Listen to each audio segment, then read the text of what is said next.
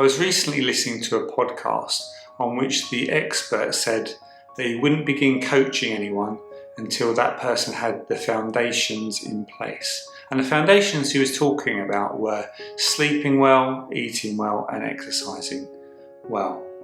Now, that sounds obvious, doesn't it? That you wouldn't begin, for example, building a house if you didn't have the foundations and structures in place to support the development of that house and the building of it.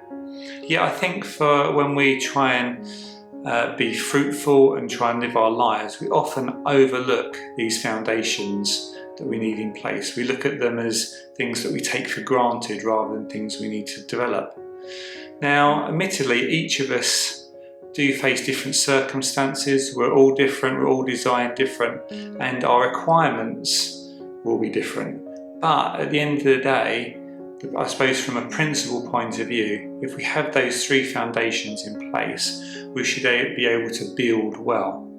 Now, for me, over recent years, I've really been trying to focus on sleep, and that has been a game changer for me. And I've mentioned that in another video. My main focus now is exercise. Now, with a chronic fatigue condition, that is painfully slow, and progress is, minute, if you like, in terms of taking steps. But as I've done that, as I've persevered and put that at the front of my priority list, if you like, I have noticed some big changes in terms of my overall outlook and my fruitfulness and even my energy.